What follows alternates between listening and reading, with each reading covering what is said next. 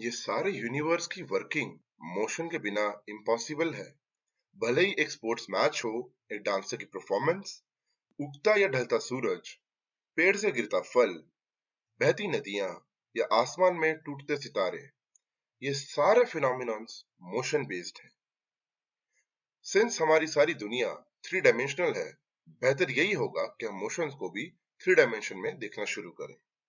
जब हम ये स्टेटमेंट कहते हैं कि एक ऑब्जेक्ट मूव कर रहा है, तो इसका मतलब क्या होता है?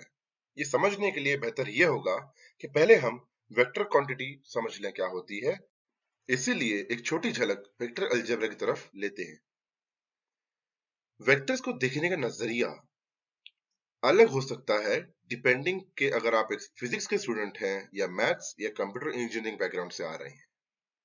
बट ये तीनों ही बैकग्राउंड बेसिकली एक ही मीनिंग की तरफ ले जाते हैं। तो वेक्टर का जो एक कॉमन मीनिंग है वो ये निकल के आता है कि वेक्टर बेसिकली एक तरह की क्वांटिटी होती है।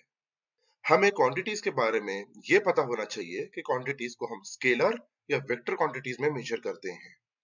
स्केलर क्वांटिटीज ऐसी क्वांटिटीज होती हैं जिनके अंदर सिर्फ मैग्नीट्यूड होता है। मैग्नीट्यूड मतलब होता है नंबर होना, नंबर के साथ यूनिट। जैसे अगर मैं आपसे आपका वजन पूछूं तो हो सकता है आप कहो कि आप 70 किलो के हो, जहां पे 70 ये एक नंबर है, ये मैग्नीट्यूड है कि आप किलो कितनी बार हो, आप 1 किलो 70 बार हो।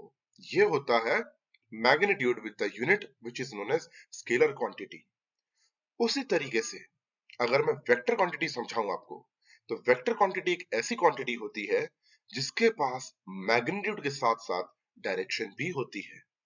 फॉर एग्जाम्पल, अगर मैं आपसे कहूं कि आपको इस एड्रेस पे पहुंचना है और आप अगर किसी से उस एड्रेस के बारे में जानकारी लोगे, तो आप उससे यही पूछोगे कि इस जगह का डायरेक्शन कौन सा है, ना कि ये जगह कितनी दूर है।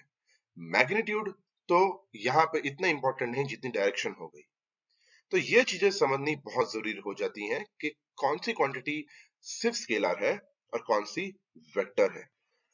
वेक्टर क्वांटिटी को जो चीज सबसे खास बनाती है वो ये है कि इनकी डायरेक्शन हमारे पर्सपेक्टिव से कभी चेंज नहीं होती। इसका मतलब समझने के लिए सबसे पहले हम कोऑर्डिनेट सिस्टम क्या होता है ये समझ लेते हैं। तो कोऑर्डिनेट सिस्टम एक ऐसा टूल है जिसके हेल्प से आप आपके ऑब्जेक्ट की लोकेशन प्रिसाइजली एक्सप्लेन कर सकते हो इस यूनिवर्स के अंदर। सो मान लें कि हम कार्टेशियन कोऑर्डिनेट के बारे में बात कर रहे हैं। तो कार्टेशियन कोऑर्डिनेट के अंदर कुछ एक्सिस होती हैं। अगर आप टू डायमेंशनल की बात करें तो उसमें दो एक्सिस होती हैं, एक्स और वाई एक्सिस। अगर आप थ्री डायमेंशनल की बात करें तो उसमें एक्स, वाई और जेड एक्सिस होती हैं। इन एक्सिस के नाम आप अपने हिसाब से रख सकते हैं, बट जनरली हम इन्हें एक्स वाई जेड एक्सिस पुकारते हैं। मान लें कि आप और आपका दोस्त एक भारी सा बक्सा उठा रहे हैं इस टू डायमेंशनल कोऑर्डिनेट सिस्टम के अंदर। आप और आपका दोस्त इस तरीके से खड़े हैं कि आपका राइट आपके दोस्त का लेफ्ट बन रहा है, यानी कि आप एक दूसरे के ऑप्टिकली अपोजिट खड़े हैं। आपका दोस्त जब 4 कदम आगे बढ़ता है और फिर 2 कदम लेफ्ट में जाता है, तो इसका मतलब ये बनता है कि आप 4 कदम पीछे जाओगे और 2 कदम टुवर्ड्स राइट। भले ही आप दोनों अलग तरीके से मूव हो रहे हो, बट अगर आप दोनों आपके वेक्टर्स को देखोगे तो same distance in same direction बता रहे होंगे। सो हमारे देखने का पर्सपेक्टिव भले ही अलग हो, वेक्टर के अंदर हमेशा actual distance travelled in actual direction ही दिखाई देगा। मान लो कि मैं एक क्रिकेट टीम की बात कर रहा हूं जो एक ग्राफ पे प्लॉट की गई है। अब यहाँ पर अगर एक बैट्समैन को ये दो फील्डर्स के बीच के गैप के अंदर बॉल हिट करनी है और एक बाउंड्री करवानी है, तो उसे पहले से पता होगा उसे कितने मैग्नीट्यूड के साथ इस बॉल को हिट करना है और उसे कौन सी डायरेक्शन देनी है। तो वो अपने बैट को उसी डायरेक्शन में हिट करेगा, उसी मैग्नीट्यूड के साथ। फिर भले ही मैं इस सारे के सारे फील्ड की ओरिएंटेशन हमारे ग्राफ के अंदर रोटेट करवा दूं, ये एरो और ये मैग्नीट्यूड हमेशा कांस्टेंट रहेंगे, इररिस्पेक्टिव ये ग्राफ कितना भी रोटेट कर जाए। और हर्ष कर लो, मैं एक हैमर और नेल का एग्जांपल ले रहा हूं जिसमें मुझे इस नेल को इस वॉल में हैमर करना है। तो मान लो हम इस प्रोसेस को फ्रंट व्यू से देख रहे हैं, यानी कि हम इस कैमरा के पर्सपेक्टिव से खड़े होके इस मोशन को देख रहे हैं। हमें ऐसा नजर आएगा कि hammer towards the right side में हैमरिंग प्रोसेस कर रहा है, इसका arrow right towards the screen बन रहा है। अब अगर हम चल के उसके एग्जैक्टली अपोजिट डायरेक्शन में आके खड़े हो जाएं, तो अब हमें लगेगा ये hammer towards the left hammering process कर रहा है। मान लो कि अगर आप इसके टॉप व्यू में चले गए, तब आपको लगेगा कि ये हैमर वर्टिकली इनवर्ड्स हैमरिंग कर रहा है। बट अगर मैं इन तीनों के ग्राफ प्लॉटिंग को देखूं, तो सारे प्रोसेस एक ही डायरेक्शन के अंदर नजर आएंगे। यानी कि जैसे कि आप देख पा रहे हैं, मेरा एक्स वाई कोऑर्डिनेट का जो प्लेन है, ये मेरी मूवमेंट के साथ मूव हो रहा है, और बेसिकली ये एक ही डायरेक्शन है हैमर की, जिसके अंदर उस नेल को हैमर किया जा रहा है। आपके एयर ट्रैफिक कंट्रोलर से लेके गूगल सर्च इंजन, ये सारे के सारे लेटेस्ट साइंस जो है, ये वेक्टर्स के थ्रू बनती है। आई गेस इसी के साथ आपको वेक्टर्स की थोड़ी बहुत क्लियरिटी आ गई होगी कि वेक्टर्स क्या होते हैं। In short, vectors are the quantities with direction. Now motion की तरफ बढ़ते हुए मैं आपसे एक सवाल पूछता हूँ।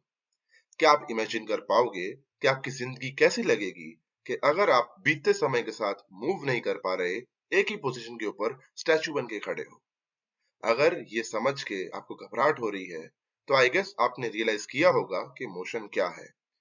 बीतते समय के साथ अगर आपकी बॉडी मूव कर पा रही है, तो वही एक सिंपल एसेंस है मोशन का। अगर हम मोशन को समराइज करना चाहें क्वेश्चन आंसर के फॉर्मेट में, तो मोशन वो है जिसके अंदर व्हेन एंड वेयर पूछा जा रहा हो, कि आप कब और कहां थे। ये दो सवाल हैं जो मोशन को रिफ्लेक्ट करते हैं। इन सवालों को एनालाइज करने के लिए हमें एक कॉन्सेप्ट जिसका नाम है फ्रेम ऑफ रेफरेंस, ये पता होना जरूरी है। इमेजिन कर लें, मैं आपको एक कप दूं जिसके अंदर आप पानी भरो, और मैं आपसे ये पूछूं कि क्या आप बता पाओगे ये पानी ज्यादा भरा गया है या कम भरा गया है। ये टाइम पे आपके मन के अंदर एक सवाल आना चाहिए कि ये क्वेश्चन तो कंपैरेटिव एनालिसिस की तरफ लेके जा रहा है, और कोई भी चीज को कंपेयर करने के लिए कि क्या ये ज्यादा है या कम है, मुझे एटलीस्ट एक और वैसा इंस्टेंस या एक से ज्यादा इंस्टेंस लगेंगे। फ्रेम ऑफ रेफरेंस मोशन की पढ़ाई के अंदर कुछ इसी फैशन में काम करता है। अगर मैं आपको एक ऑब्जेक्ट की लोकेशन दे दूं और उसका टाइम स्टैम्प दे दूं, और मैं आपसे ये पूछूं, क्या आप मुझे बता पाओगे ये ऑब्जेक्ट मोशन में है या नहीं, तो यहाँ पे आपको समझ में आएगा कि मुझे फ्रेम ऑफ रेफरेंस क्यों चाहिए। मैं ये तभी बता पाऊंगा ये ऑब्जेक्ट इस समय पे मोशन में है या नहीं, जबकि मुझे उसके पास्ट के अंदर उसकी पोजीशन क्या थी पता हो। एक एग्जांपल ले लेते हैं कि ऑब्जेक्ट अगर x टाइम के ऊपर x पोजीशन पे था, तो क्या वो x माइनस 1 सेकेंड पे वही पोजीशन पे था या किसी और पोजीशन पे था।